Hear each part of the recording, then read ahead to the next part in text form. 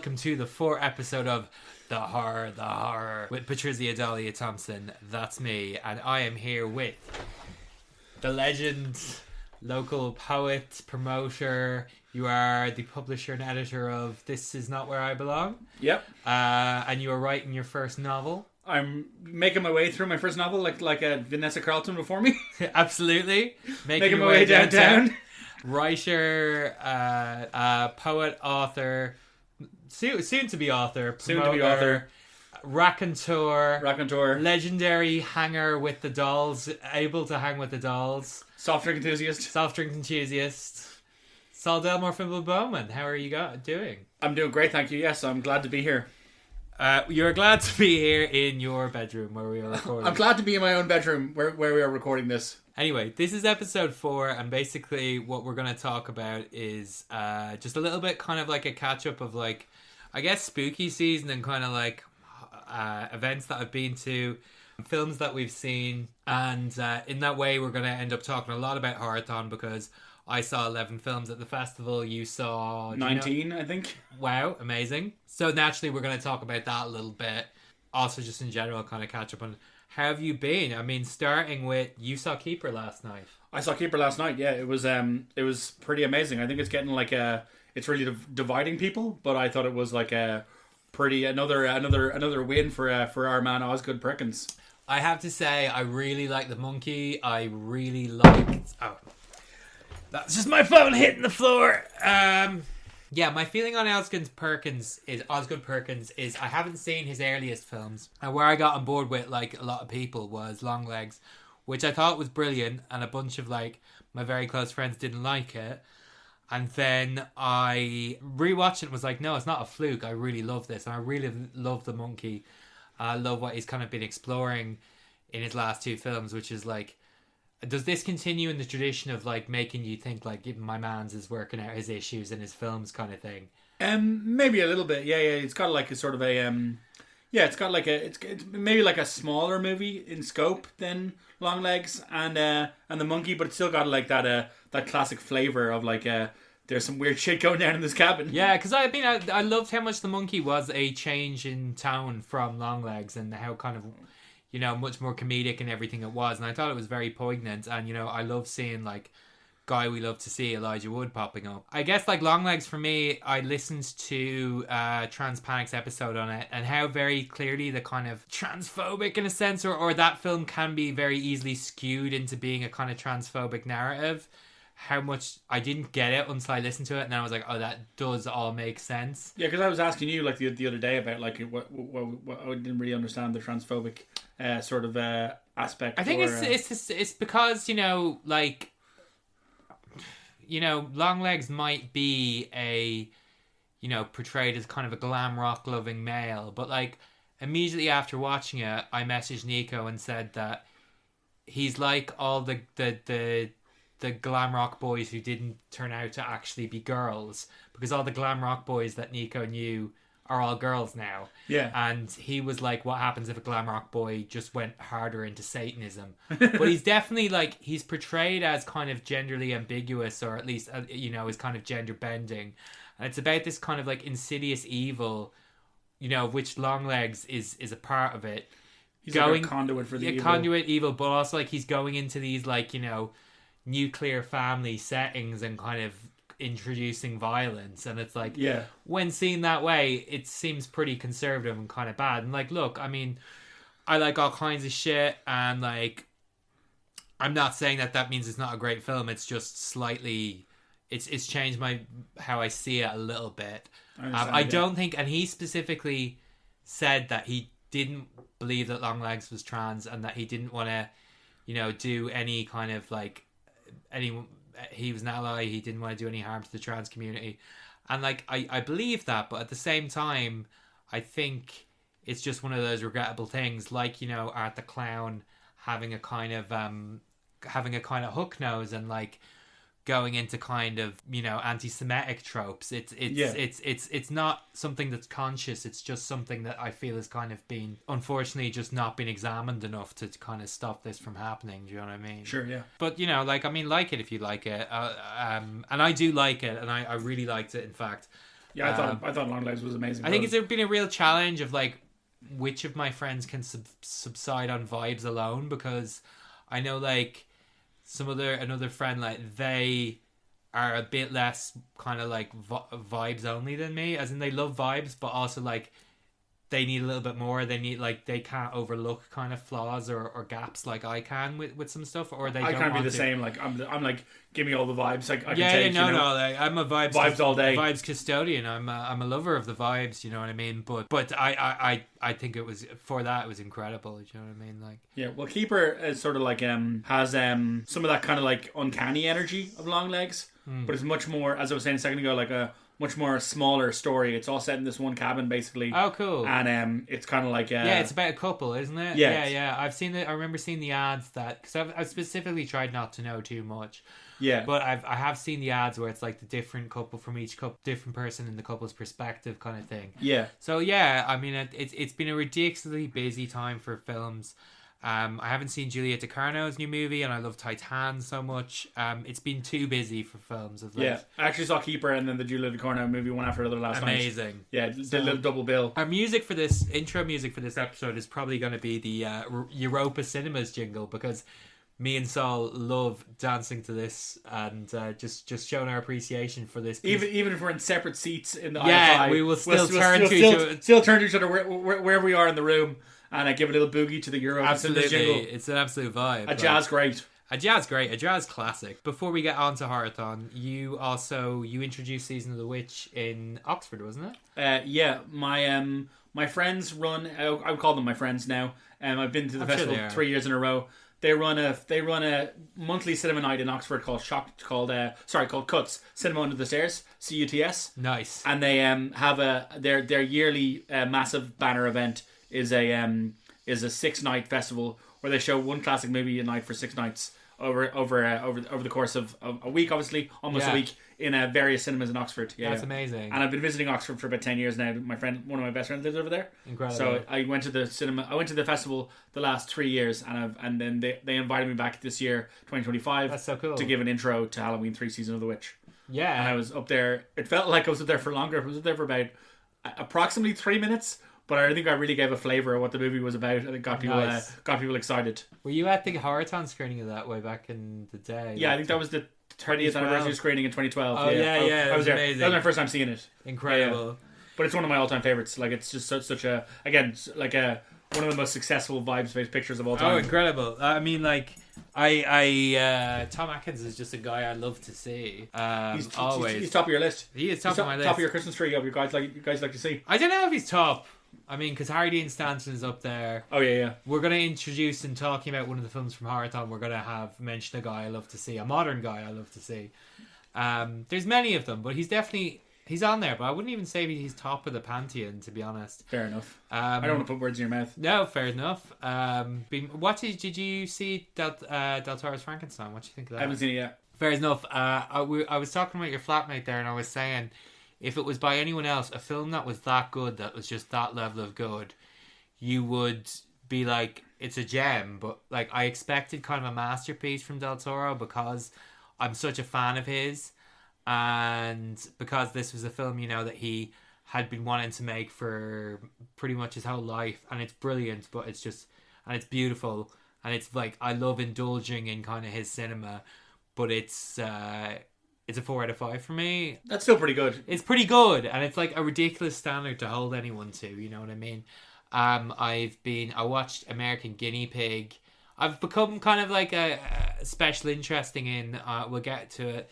An extreme horror late. So I finished the I watched the first August Underground, and it was about a 3 out of 5, 3.5 out of 5 for me. Sorry, I know I'm just sounding like I'm talking in letterbox terms, but that's how I can remember what I thought of it sometimes. It's not the easiest way to remember. It's not as good as Mordom for me, but and then I saw Penance, which I really liked. I saw Penance, which I didn't like as much. I think Mordom is the best one. It's kind of got this special sauce. I don't think you've seen the August Underground films. I haven't. Yeah, they're faux. Like, I kind of don't want to. They're faux snuff movies. Yeah, they're sick. I read the Wikipedia after you. Oh, amazing! Yeah. So like, The third one I enjoyed a lot. I enjoyed seeing like the downfall of this killer couple. It's again, it's not quite as good as Mortem, but comparably, they're kind of like the Terrifier series in that like one, good proof of concept, two, goes insane and is incredible, three, not quite as good as two, but a nice kind of third film. Except when fucking Cineworld are going to show it as their Halloween surprise classic on Halloween. Tell me about that, Saul. Yeah, Halloween night. I was very excited. Friday night as well, 7:30. All rocked up to Cineworld on Purnell Street, waiting for my surprise classic, and it was Terrifier 3. A film that was out the previous October. A film that was out less than a year, and or probably not less than a year, around a year. Yeah. Around a year. But I enjoyed Terrifier 3 a lot when I saw it, but I got up and left. Fair enough. I was expecting maybe Halloween, original Halloween, maybe like Scream, maybe something like that. I would be a bit disappointed about original Halloween just because I've seen it on. I feel like I've seen it on the big screen. It's definitely on the big screen. But I was expecting something like a classic, as you say. So what I did instead was I bought a copy with The Fog, because our surprise, we'll get to it, but our surprise classics at Horrorthon were actual bangers. But yeah, I interrupted. No, you're okay. So I instead of watching Terrifier 3 for the second time, which is not a classic, I bought a copy of The Fog in the IFI film shop. Came home and watched that. That was my Halloween night instead. Incredible. And it was my first time seeing The Fog, and it was absolutely incredible. I went out for dinner with my ma, took her to the Saucy Cow. Nice. Amazing. It was great. And then I went home. It was lovely vibes. I felt Halloweened out by Halloween, because we'll get. I know what you mean. Yeah. What was I saying? Like, yeah, that's how I feel about August Underground. Glad I finished them. Was the kind of thing you'll never watch again, or? Maybe you will. I am waiting for the moment where because Dee watched the first August Underground with me, and I kept feeling like, are you okay, babe? Like, do you still like me? And of course she did, but I was like, oof. And then she was like, oh, it's one of the most disturbing things I've ever seen. And I'm like, yeah, but you haven't seen Mortem. And like, I'm kind of like, there will come a moment where I'll be like, she'll come to me and say that she wants to watch it, and I will say, my child, are you if you're ready for this, my child, if you're ready for this, once it'll be like that Malcolm in the Middle thing, once you set foot on this, well, obviously you can tap out whenever, but I'd be like, once you set down on this path, there's no going back kind of moment. When you're ready, I will watch it again with her, but I'm not in a rush. And it's funny because we'll get to that with one of the films that was at the festival, because at one stage I said like, I'll never watch it again, and then there was a reason to watch it again, and I've watched it twice since. But yeah, I mean, aside from that, like, I watched American Guinea Pig, which is my introduction to guinea pig movies, and it's like a faux, I haven't heard of those. It's like a faux snuff. So like, the original guinea pigs are like these Japanese movies, like one of them is basically a faux snuff movie, and it's Flowers of Flesh and Blood. Is there's an urban myth that, or like a story that Nico says is true anyway, but it's been myth for years, is that, the legend is that Charlie Sheen saw the second film, Flowers of Flesh and Blood, and reported it to the FBI because he thought it was a real snuff tape. And I hadn't seen these, and I watched Flowers of Flesh, or Bouquets of Blood and Gore, or Gore and Guts, I think, which is the first of the American ones, where Stephen Biro, who runs Unearthed Films, which is like a distribution company that has recently released the August Underground films, and he did a Serbian documentary, but it's like an American one, and it's basically just these two women are abducted, and then they're kind of mute, like they're drugged, and they're tortured, and then killed, but like they're drugged, so they don't really have a response. I don't know if that makes it more or less disturbing, but it's it works as what it's trying to be, but like that's the thing, is it's kind of critic proof, because like it's got good music, but there's nothing to it. There's literally nothing to it. It's like if you take the suspense and the everything out of the pursuit and the kill, and just literally have the kills, but can I criticize it for that? Like, I can't remember what I gave it, but like I've been kind of like, as much as I can pace myself with this stuff, at the same time I've been really kind of like getting into like this kind of level of the underground and stuff. We'll come to that with some of our main topic, which is Horrorthon 2025. Yes. So horror summer camp itself. Horror Summer Camp itself. So Horrorthon has been going since 1998, I believe. Yes, I believe that's true. Originally run by Ed King along with a few other people. But it's also now there's a bunch of other people involved that we should shout out, like Lorcan Dylan Kenny and Mick Fox and Darcy Faccio. Darcy Facio, yeah, who's been running the social media and really, I think, kind of like changing Horrorthon for the good, to be honest. I think, to be honest, and changing its social media kind of, and bringing in, I think, good programming choices, are bringing in kind of a younger crowd as well, and doing interesting things. Yeah. Her and then like Kevin Shields as well, who does the Cracked Reel podcast. Shout out, Kevin. It's been running since that time. I've been going since I was 16. So I haven't been going quite that long, but I've been going for a while. My first Horrorthon movie, I think, was Teeth in 2007. I think it was. I was there. Yeah, nice. I was at Teeth. Yeah, that was my first ever Horrorthon experience. Incredible. Saul likes your favorite things as experience, and I'm on board with it. I love it. You know what I mean? Like the Coke Zero experience. Absolutely, yeah. So would you say that you've had the Saucy Cow Christmas sandwich experience? I haven't had it yet. I have to get one. Saucy Cow, like we were talking before. Saucy Cow should sponsor the podcast. Yeah, exactly. We were talking before, and I said like I would happily do. Also, I'll mention Dublin HorrorCon first. So we were talking at this before the podcast, and I said like that I would happily take sponsorship from this company if they just sent me a bunch of free clothes, and like that would be enough to get me to call you my sponsor, and I could do a funny ad. I'm not going to drop the goods now. Don't drop the goods now. Don't drop the goods now. Save it for later. But happily, that's Unusual Horror, the shirts company. I've ordered your August Underground shirt. If you want to sponsor me, I mean, happy, you know my price. And Saucy Cow, I'm in there enough. You know me to see, definitely. They know you by reputation. Fuck off. I'm just kidding. They know me in there, and we should basically, me and my girlfriend D should basically have a boot at this stage. But black up and everything. Yeah, but like I am happy to be, just give me some free food, a few free meals, and I'm good. You know what I mean? Like, and then you can be a sponsor on an episode or a whole season. I haven't decided if I'm doing seasons, but there you go. But anyway, Dublin HorrorCon happened. Look, you're either a con person or you're not. I hadn't been to it. It felt like another version of Dublin Comic Con, and like, I saw Derek Mears do a really lovely talk, like Q&A. I met some really cool people. Aaron Lockhart, who's a performer. I met the couple who run Diabolical DB. They did a great talk. This was the first like horror con in Dublin ever. It was the first one run by Dublin Comic Con. And they had like David Howard Horton, who was Arth the Clown. And they had Damien Leone and a bunch of other people. And like, you could pay 50 quid usually minimum to get an autograph with them. And like, if that's your thing, like, nobody's holding a gun to your head to pay €108 to get a picture with Art the Clown in makeup.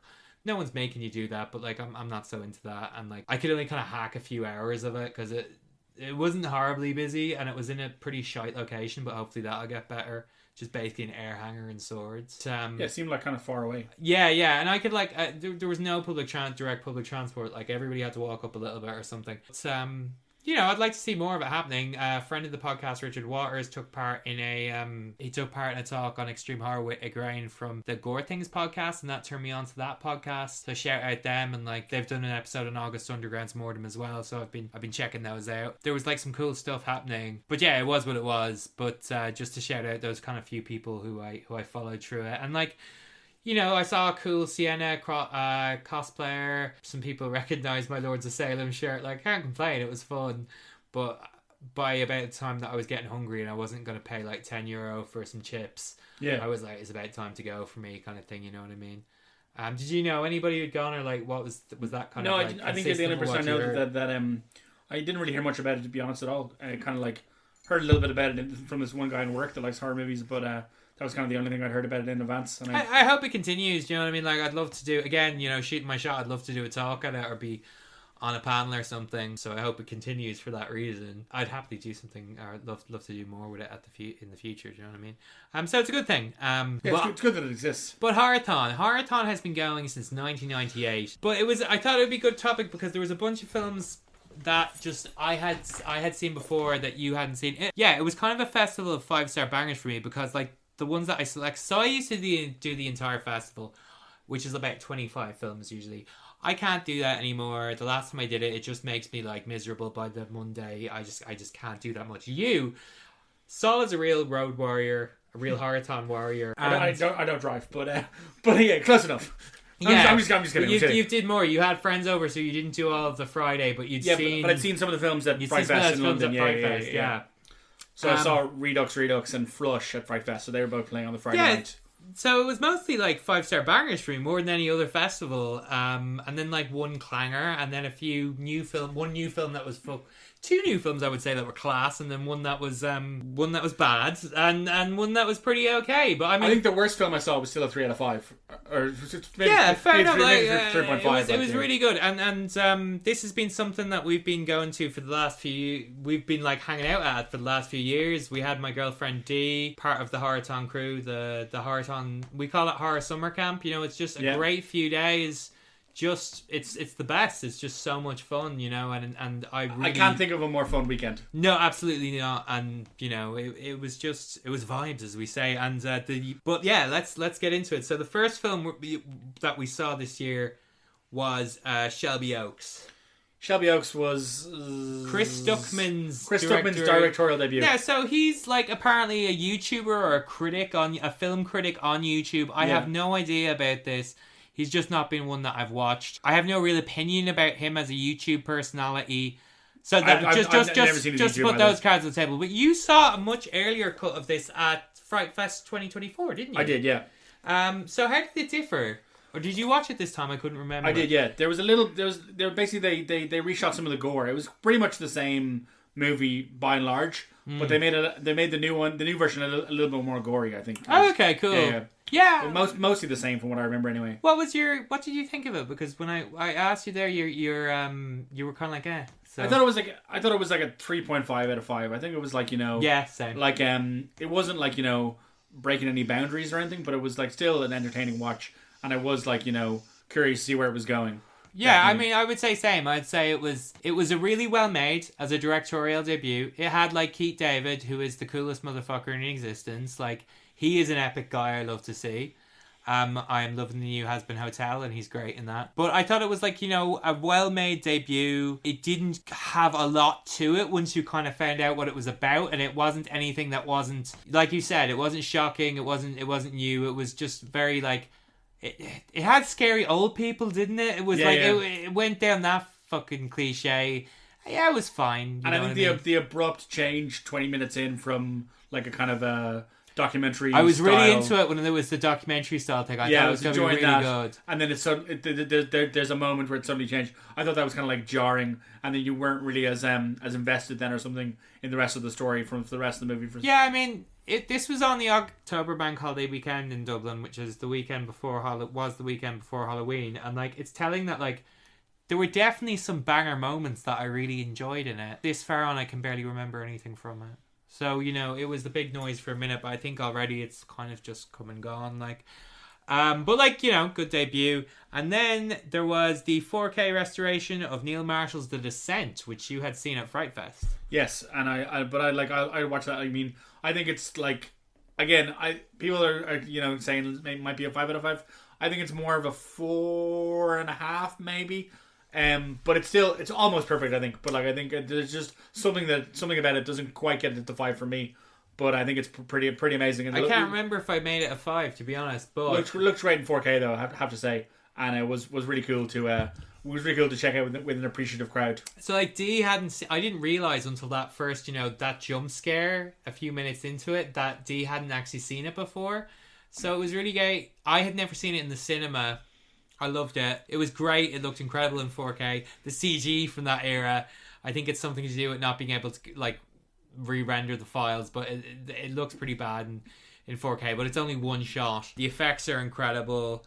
I think like it's got really good, to me, like it's very on the nose and kind of ham-fisted in like the way in which revelations play out. But at the same time, there's something very economic in the storytelling that I really appreciate, you know what I mean? Yeah. And it's about a group do you know what? We're not going to get into the entire plot of The Descent. Like you can find out about it, but it's honestly, or you know about it, but like it's great. There was great stickers around for the entire weekend that I took many of.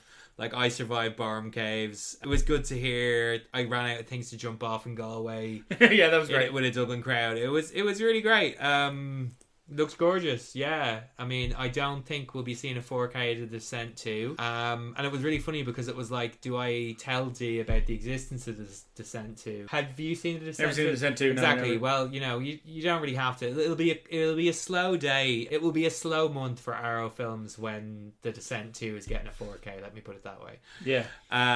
You can just choose to ignore it, but it's so good and really, yeah, it reminded me. So, the next thing that you saw, what was it? I'd have to look up. I'll consult my list. I think I'm going to open my letterbox while we vamp for a second, but I won't see what. I can find your letterbox. Yeah, my phone's downstairs, so that might be that might be helpful. That would be. Thank you.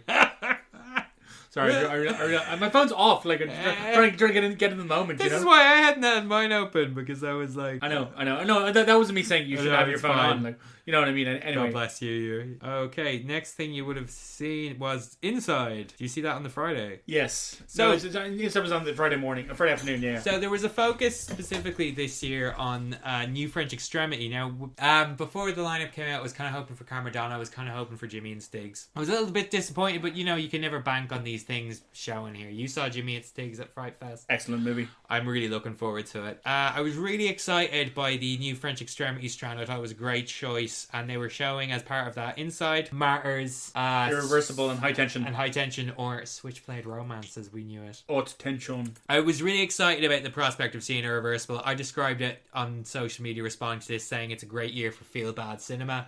I'm obviously that's my fucking vibe. I'm here for it. And Irreversible, I was gonna think about saying I was thinking about kind of trying to talk about how I feel about Irreversible, being like, well, I wouldn't say I like it, but the August Underground episode has gone out, so that ship has totally fucking sailed of people thinking I'm anything other than a psychopath in terms of what I like. So I will say, I've written a long feature about Irreversible, about the straight cut in particular. I think that the film is an incredible work of cinema, but yeah, we'll come to that later. But so I was very excited and kind of trepidatious. I didn't see Martyrs again, but yeah, so first of all, Inside. I love Inside when I saw it, but I watched it in French. And apparently the bits that don't make sense in French to me also don't make sense in English. So what did you think to Inside? Oh, Inside I loved. Yeah, I thought it was amazing. Yeah, I thought it was absolutely my first time seeing it. Alexandra Bustillo and Julia Murray, who did Livid's first movie and did the Leatherface movie from a few years ago, and The Deep House, if you saw that one. Yeah, I saw that one. Yeah, they did that. Yeah, it's about a pregnant woman who is in a house on Christmas Eve, and there is a psychopathic woman who wants to get in to cut her open and steal her baby, and it's very experimental at times, and I really liked it.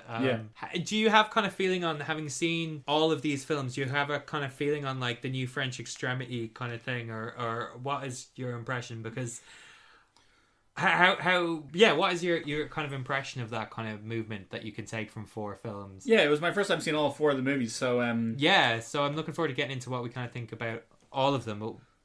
Yeah, I think is this an unpopular opinion? Martyrs, I didn't think was that extreme, to be honest. Yeah, fair. I definitely have seen, there's some stuff I've seen that I wouldn't be like a connoisseur of extreme films. I wouldn't say that much anyway. But yeah, something about I think I was just primed to be super shocked by Martyrs, and then I just wasn't really, or something. Yeah, I just think it was I don't know. I guess it's I thought that was I loved the movie. Don't get me wrong. Yeah, okay. But I just thought it was I was expecting something that I didn't get from the movie. Yeah, I mean,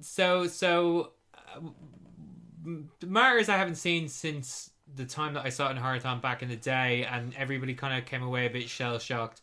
And I think that's reputation has kind of led to that's led to its reputation among some people I know, but that's probably not where your impression of it came from. I remember being somewhat tepid on it. I'd have to rewatch it. I'm sure there's people screaming at the podcast now saying that how wrong I am about it. Maybe I'll have to give it a rewatch. But it just, I think in terms of time that weekend, it didn't work out. And I wanted to see 10 films, and I didn't want to just honestly spend them all on films that I could watch on Prime, as I did with High Tension on Monday morning. I understand, yeah. Yeah, you know what I mean? Like, that's kind of what what do you think of Martyrs overall? Yeah, I loved it. I guess I just was kind of went into it like ready to be absolutely shocked, jaw on the floor. Yeah, yeah. And some crazy stuff happens in the movie, don't get me wrong, but I feel like it didn't I wasn't forever changed. I didn't want to go home and crawl into a ball and turn the lights off for a couple of hours afterwards, which is the impression that I got from a lot of people. The people are saying they skipped it, they didn't want to watch it again. It was a one-time watch. I definitely watched it again. I thought it was great. Maybe I'll watch it again with you. What did you think to High Tension? High Tension was cool as well. The millennial kid in me loved hearing the Muse song "Plug In." Oh, amazing! In High Tension, incredible. Pretty great. The twist was I didn't really see coming, but I feel like was still kind of cool. Yeah, enjoyed High Tension a lot. I thought I thought that was great too, to be honest. So the twist was contentious at the time. But someone said to me a few days before I rewatched it, they said, so this is the first film by Alexandre Aja, who went on to do The Hills Have Eyes, amongst numerous films. And I rewatched it on the Monday, and you know what? I mean, again, well, look, who doesn't love I love a Psycho Dyke movie, and it's one of those. And I really liked it. I think it was really, really good, kind of just bare bones throwbacky nasty slasher. Exactly. It's really good. I love hearing the Muse song. And somebody said to me a few days before I rewatched it, they said when you watch it again, the twist doesn't seem that egregious. Now I know the twist was an insistence from Luc Besson, who was producer on the film. I really didn't know that. Don't let that put you up. But I rescind my 4.5. I'm just kidding. That was an insistence of his. I don't think it's that egregious when I rewatch it. I think it kind of makes sense, and yeah, I really like it. I don't think there's a heap to it. I mean, you could definitely. The thing is, as well, is that the girl, because she's got the short hair and everything, and she's represented clearly as kind of a lesbian. The thing is that it's France, so a lot of women just have that hairstyle anyway. Especially in 2002. Yeah, especially in 2002. So it just makes her less obviously a lesbian. Do you know what I mean? But yeah, it's good. And Irreversible. So I am a big fan of Gaspar Noé. I will watch everything the dude does. I wrote an article about Irreversible. I've put a lot of my kind of thoughts out there, but I think it's a morally justified film. I think it's a brilliant. I watched it and I thought it was a brilliant work of cinema. Just every element of it that's so immaculately designed, to trigger you, basically. I thought it was a masterpiece that I'd never watch again. And then the straight cut came out, and I was where it kind of puts it in chronological order, and I was that'll get me to watch it again. So I watched it. I bought the Blu-ray. Nice. And I watched it again. And then I the amount of CGI that's in that film, the kind of hidden CGI that is done to create the composite kind of of different shots, the CGI that's done in the head, the face being smashed in with the fire extinguisher, it's incredible. But then I watched it with director's commentary, and I kind of had, because if you would probably know listening to this podcast, but it infamously has a 12-minute long rape sequence. And I feel it's morally justified because Gaspar Noé has said that this is, you shouldn't want to watch rape, and by not cutting away, I'm not going to suggest it's anything like the experience of going through. So that can be considered an equivalent of the experience of going through sexual assault, but it doesn't give you the ability to cut away. And I think that way of representing sexual assault is a much more responsible way than just throwing it in for the sake of, as a lazy shorthand for how bad a character is, or as some form of cheap shock. And I think that, I think Gaspar can have edgelord tendencies, but I don't think that film was an example of edgelordness. And I think as it goes backwards through in time, it ultimately becomes something kind of beautiful. It becomes about mourning this kind of beauty that was lost. Because if you don't know, it's a backwards rape revenge film with Monica Bellucci, Vincent Cassel, and I can't remember the boxer's name who plays the Latenya, the rapist, but they're all amazing. But it becomes about mourning something that was lost. What do you think? Yeah, I thought it was like sorry, I've just kind of got off there a long thing, but it's heavy stuff as well, so I get that it's not sometimes as quick to kind of talk about, but yeah, I thought it was like I didn't think it was like a stone cold 5 out of 5 like masterpiece, but I thought it was very, very like definitely moving, like for sure, and also like the way like I'd be interested to watch the straight cut, because the way the movie ends, it does end on this like hopeful note. Like, I thought that was really like you have witnessed this, obviously, you know, despicable act of violence, but the feeling you're left with at the end of the film is with like some optimism, I think. And like, do you think so? Yeah, I think so. Yeah, I think the ending, that being the ending, makes me more depressed. Oh, really? Because it makes me mourn the thing that's lost, and it's the Tom Sturtoy time destroys everything. Like, it's, I don't know. I think it makes it more upsetting to know what happened to Alex. Yeah, I think it makes it more upsetting. You know, I know what you mean. I think like I think climax. So like I was like, I am excited to see this on the big screen. This will get me to watch it again because I've never seen it on the big screen, and it's an intense film, and that like strobe light kind of flash at the end, it's intense. Yeah, and it was a case of I knew that it would fuck me up, and lo and behold, it did fuck me up watching it. But I knew it was, the film that is gonna. It's like that meme of like listening to the song that hurts me enough that it'll hurt me again. But it was incredible to see. You know, I was kind of slightly, a little bit trepidatious that in the Horrorthon environment, where like, you know, there can be reactions to it where people are just like, I've heard of people years and years and years ago kind of like laughing at this rape and the Stendhal syndrome. And like, I was kind of worried that maybe that kind of like stupid reaction might happen to it, but no, not at all.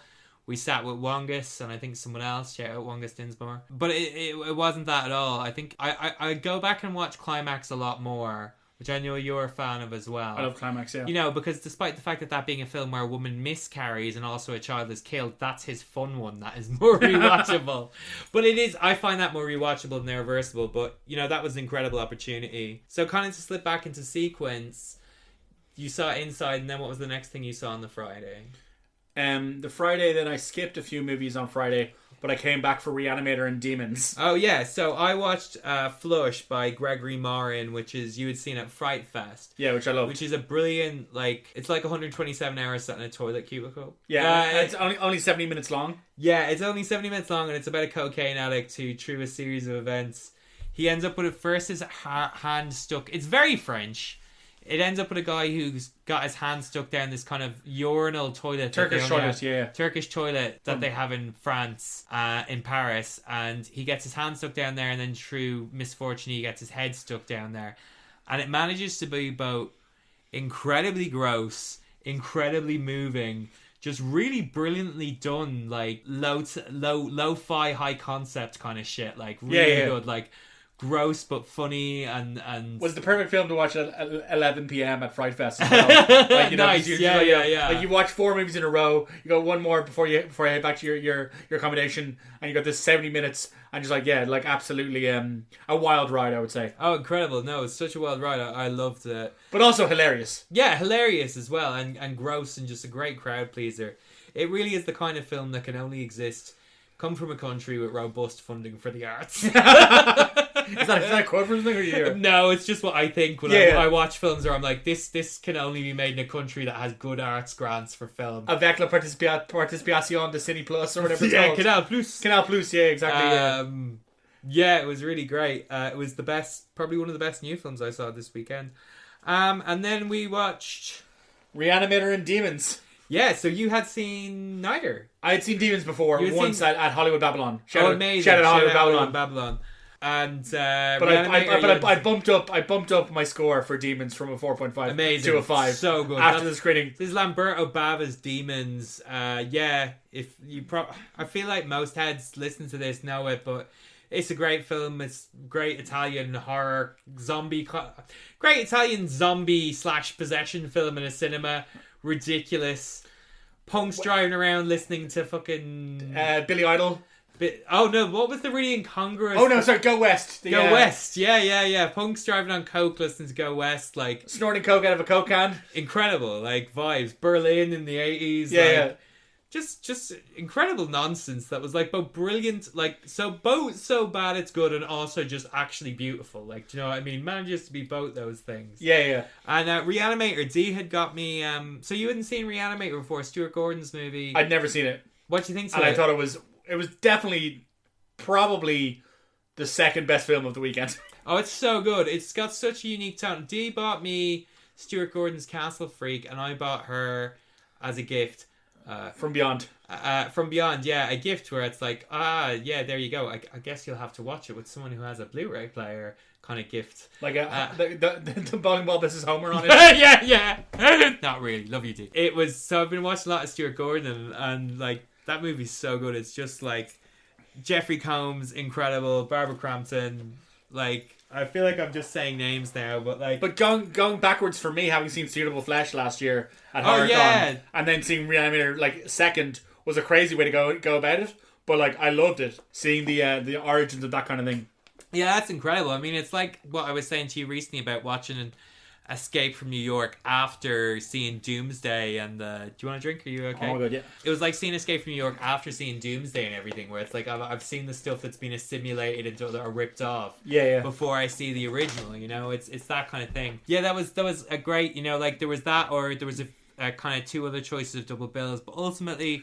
But I think the classic Horrorthon late night atmosphere absolutely was amazing for a Reanimator. Like, I was like, that made it 10 times better. Absolutely. I wanted to be like a little bit kind of spacey in a cinema, watching horror movies late at night in the I5. Like, this is my happy place. Like, this is mine too. You know, it's absolutely my happy place. It was immaculate. To watch inside, leave for a couple of hours, hang out with my friends from America, get dinner, come back and watch Reanimator, and then Demons was like the perfect day, to be honest. Absolutely. Incredible. So, the next day, what was the first film that we saw? I think it was the next day was... I'm struggling to remember a little bit. Oh, so the surprise classic was Ginger Snaps. So I hadn't seen Ginger Snaps before this, but I've seen it now. So I had heard what the surprise film was due to reasons. And I kept the secret, to be fair to me, and it was hard because my dad was asking me. I didn't want to spoil it for Dee. But this was a film that I knew was going to be vibes. John Fawcett's, I think one of the only other films he made was The Dark, that movie with Sean Bean. Oh, yeah. Which kind of rules, to be honest, like. And he worked in a lot of TV. Directed by John Fawcett, written by him and Karen Walton. Yeah, just, obviously this is a movie, a horror film about puberty. About two girls who like, have a hobby of, like, had you seen it before? Never. Two girls who have if you want to give you a description, Saul, before I just gush about this thing. No, you're okay. Obviously I was going to love.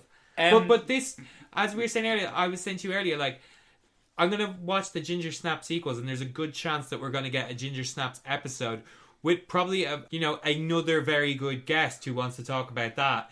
so like I could do an entire episode on Ginger Snaps, but we'll just talk about it a bit. But if you want to describe what it's about, yeah, just like about two kids in suburban Canada, two best friends. And they're sisters. Oh, they're sisters. Yeah. She was the younger one. She was pushed forward in school, and it's Catherine Isabel, and what's the other one's name? I don't know her name. Sorry. Hold on. Vamping. So yeah, Emily Perkins, Bridget, and Catherine Isabel's Ginger, and Emily Perkins, she's been pushed forward a year, so they are sisters in the same class. Oh, okay. That bit went over my head. Incredible. Sorry, but you don't get they have the same mom. They have the same mom, yeah. I thought they were just like hanging out. I thought they were just really close friends. Sorry. Okay. You go on. Okay. Yeah. Ginger Snaps with Catherine Isabel, the great Catherine Isabel and the great Emily Perkins. It's about these two sisters, and one of them, Ginger, she gets bitten by a werewolf on the first day of her period, and then her cycle meshes with the cycle of the moon and the werewolf. Brilliant idea. Whoever did it first was a fucking genius, but I think this film got to it before Dog Soldiers. They were fucking geniuses, the writers and the director, and it was absolute peak vibes. Fucking Raised in Black on the soundtrack, Soulfly. Like, Ginger walking down the corridor in high school being cunty as fuck. And someone pointed out that the surprise classic 3 years in a row has been an 80s film, then a 90s film, and then a 2000s, then a 2000s film. Yeah, this is like literally year 2000, and it's incredible. I really loved it. What do you think? I loved it as well, yeah. Even though I thought they were best friends. To go back a second, we skipped over Portal to Hell. Can you tell me about that one? Portal to Hell features a guy you love to see, Keith David. Absolutely. Portal to Hell was a great movie. Really, kind of light on the horror, I would say, a little bit, but definitely very sweet, funny comedy movie with horror elements, I would say. Okay, great. But really enjoyed it. Very funny. Basically, this guy he goes to his local laundromat a lot, and a portal to hell opens up in the laundromat. Amazing. And tries to feed people to it to save his cancer-ridden best friend, a bit like Keith David. Amazing. Incredible. Yeah, great fun. Yeah, no, that sounds great. One of the ones that I hope will pop up on Shudder in the next little while. Incredible, yeah. So did we see anything between Ginger Snaps and Irreversible? I might have seen something else, I'm not sure. Okay, well, I don't think we did. So, Irreversible we've talked about.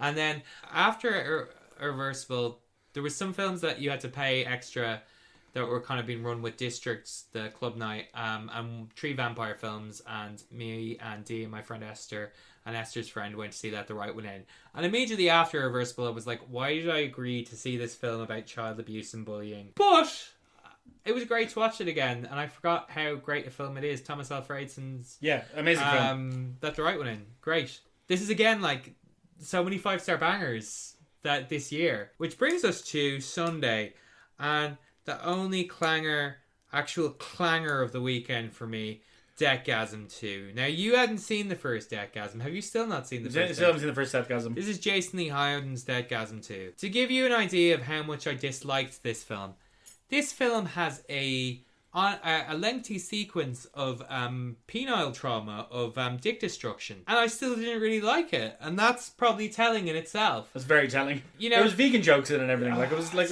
It was I didn't think it was great. Tell me what you thought of it. It just seemed very juvenile or something. It doesn't and for a film called Goremageddon, it was pretty light. It was pretty light on the gore. Again, it was kind of built up, and I didn't think it was I sort of was hoping for something a lot more kind of old school Horrorthon kind of vibe. Yeah. And it just kind of didn't give me that. So the first one had a very good reception at Horrorthon 2014, and then Jason Lee Howden goes off and he makes Guns Akimbo with Daniel Radcliffe. That's a good movie.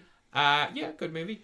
And during the making or the run up to that, he uses the Guns Akimbo Twitter account to basically harass a bunch of critics who he accused of cyberbullying, and he kind of got ironically given the lesson from Guns Akimbo, and it felt so I rewatched the original Deathgasm recently, and it held up for me. Dee hadn't seen it. It held up. I thought it was really fun.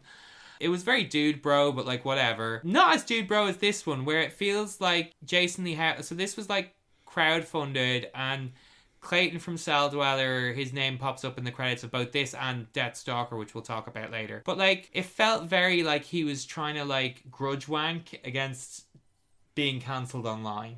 Do you know what I mean? That's what it felt like. I didn't know that backstory till just now. About I wouldn't have knew that. But does that make sense? Given definitely. What you saw? Yeah. Because there's a rival band in the it involves him resurrecting the old band from the first film, Brody, and it feels both that there's some more money than the first, but also infinitely smaller.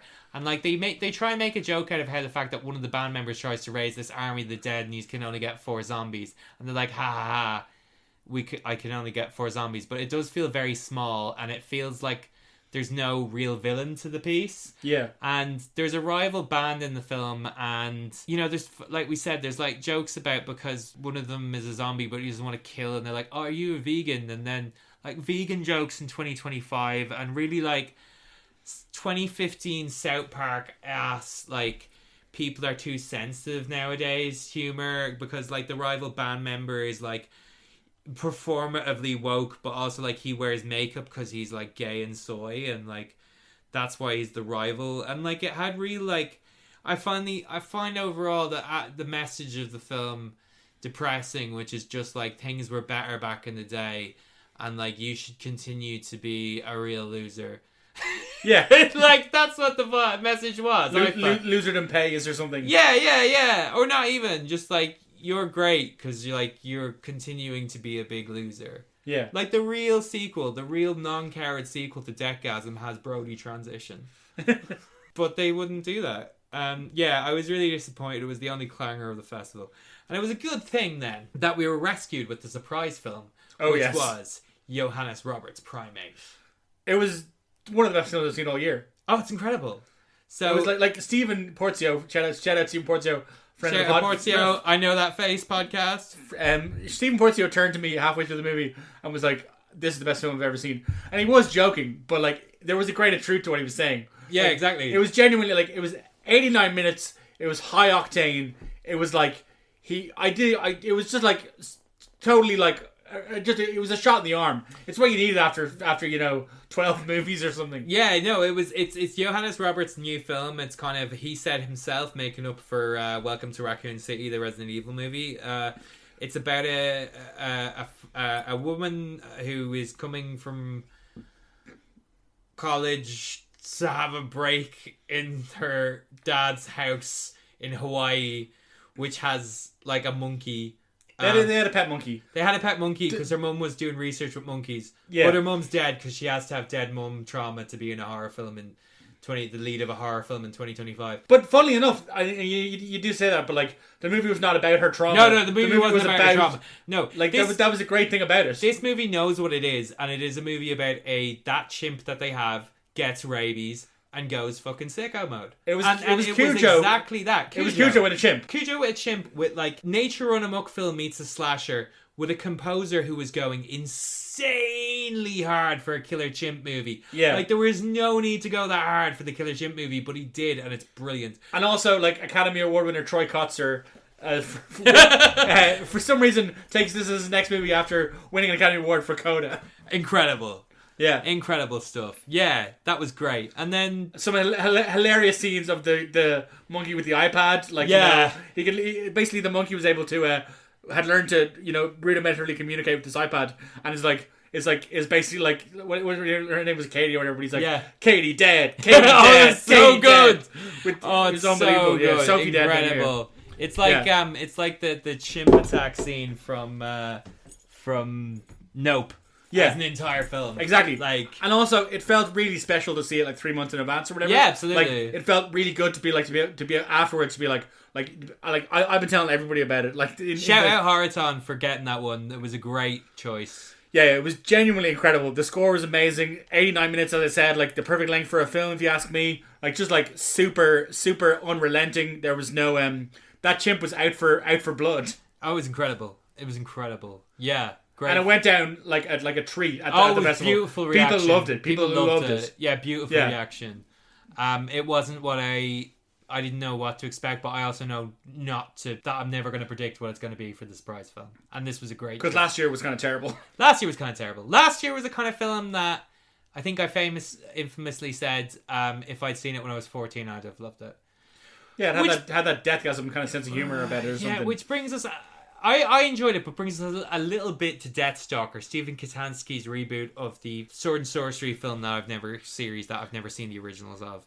I really like this film, but what did you think? And then we'll get into it.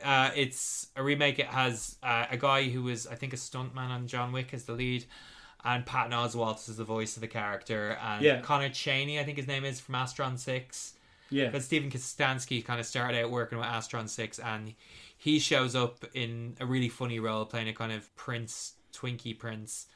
And what did you think to it? I thought the movie was great. Yeah, I thought it was probably like a 4 out of 5 maybe. But I just thought it was really fun. Patton Oswalt's character was hilarious. I'm not a huge fan of like Lord of the Rings. This is like controversial opinion. Not a big Lord of the Rings fan. Not a controversial opinion. We went to see Lord of the Rings anime, and it was the most a film that we saw on a Sunday. Yeah. It was a great day though. I went to see a Lord of the Rings film with my friend, Afterwards, we went and got a McDonald's, no judge, because Eddie Rockets was closed. Problematic purchase. And then my mum picked us up. Gave us a lift home.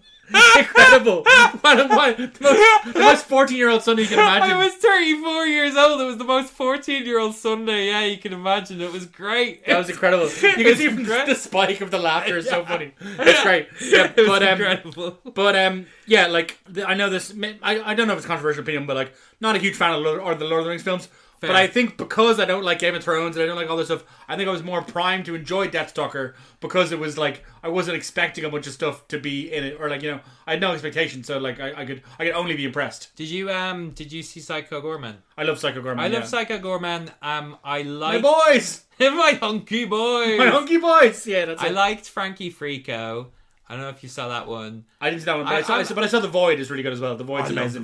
The Void's really good, and that's kind of a different kind of path he's not continued down, like that serious kind of, more serious kind of like horror.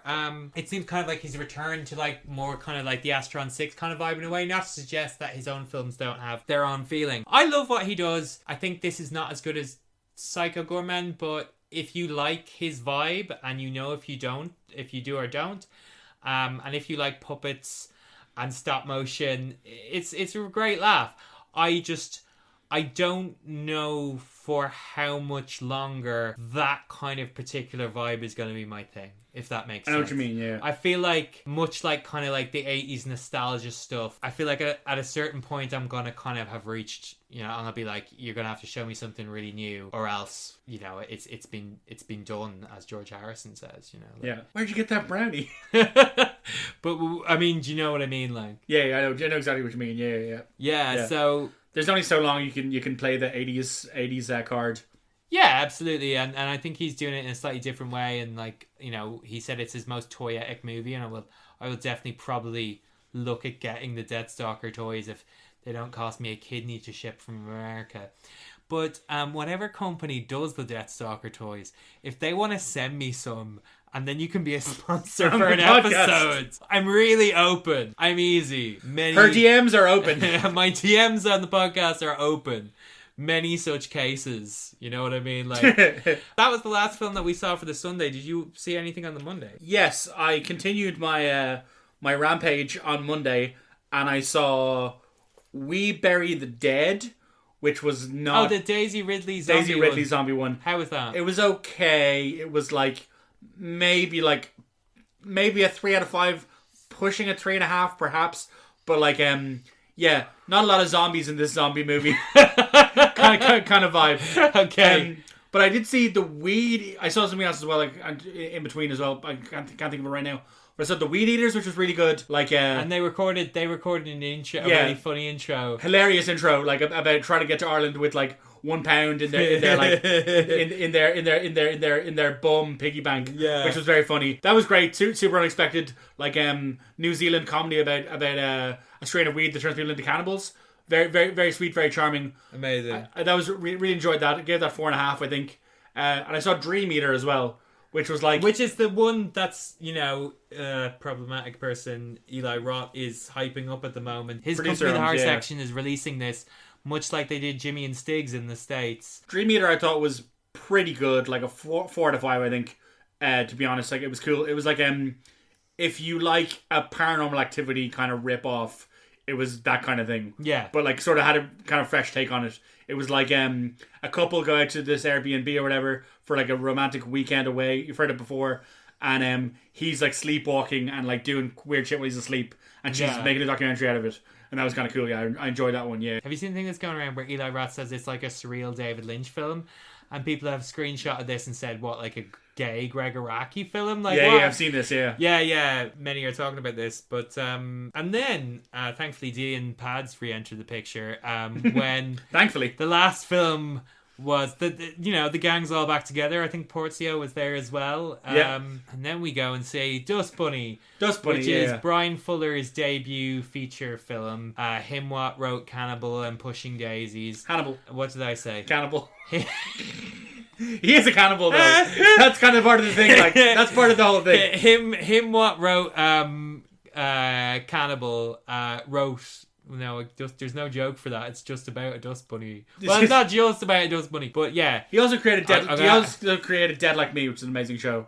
Anyway, and Pushing Daisies. Yes. And also was attached to many things for a few. American Gods was attached to many things. He was attached to many things for a long time. Yeah. He seems to be the kiss of death on shows for a little bit, unfortunately. But yeah, I'm sure that's not. I'm sure that's not his fault, but it's the way. But Dust Bunny was interesting. It was like a nice, a nice, wholesome one. So to round out the festival. It's about a little girl who's I don't want to do any spoilers, but whose parents are eaten by a dust bunny that's in her apartment, and Mads Mikkelsen is a assassin who lives in her apartment block. Yeah, and she gets like all her pennies and hires him to kill the monster.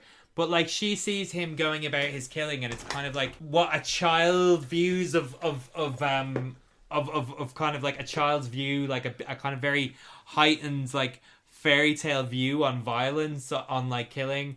Strange film in that sense, in that it falls between a few posts, I think. Yeah. And for the longest time, I was trying to get a sense of what the film was. I thought there was a way where it might go more just kind of a straight kind of John Wick type vibe. It was very Jean-Pierre Jeunet, like... It was produced by the same people that produced John Wick.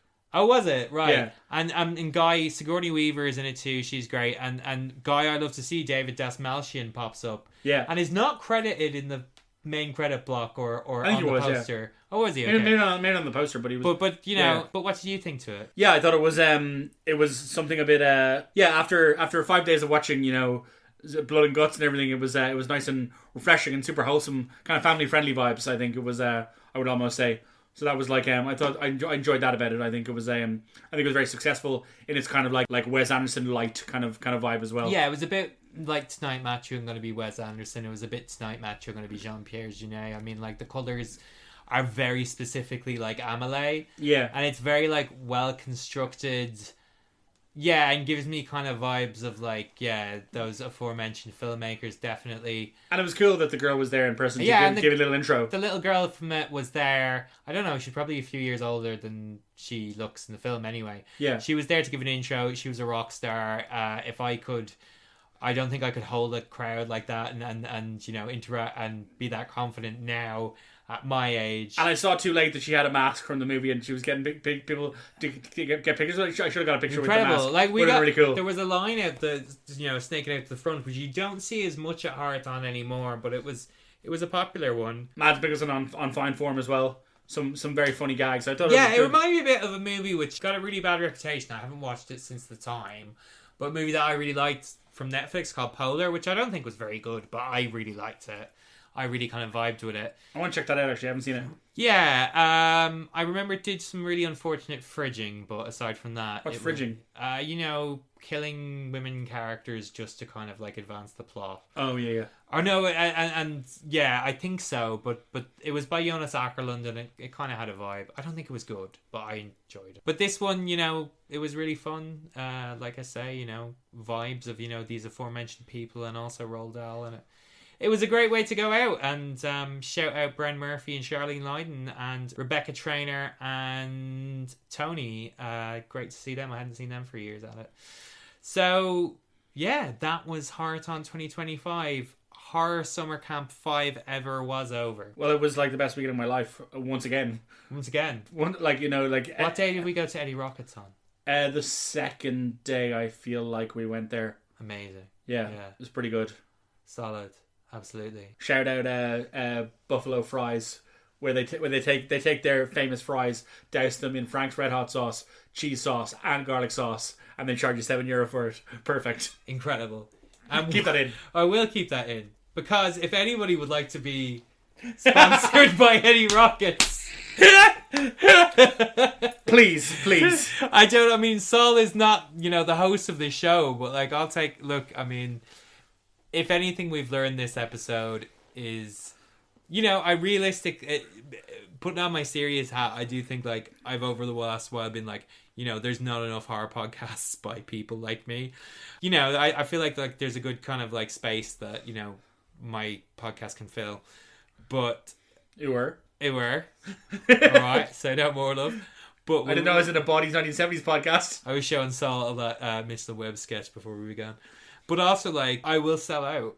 And I don't even require money. I just require t-shirts, Christmas sandwiches, or garlic. Couple of bottles of garlic sauce. Couple of bottles of garlic sauce and an Impossible Burger.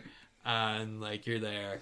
Thank you so much for listening. If you've been listening to all this nonsense and to the last few episodes, shout out Split Your Head podcast. Bob, you're great, and it's been nice to get great feedback from you.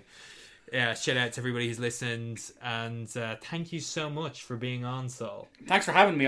This was a lot of fun, I have to say. I couldn't think of a better way to spend a Wednesday evening. A Tuesday evening. This Wednesday. Is it Tuesday? It is Tuesday. Thank you very much, people. Good night.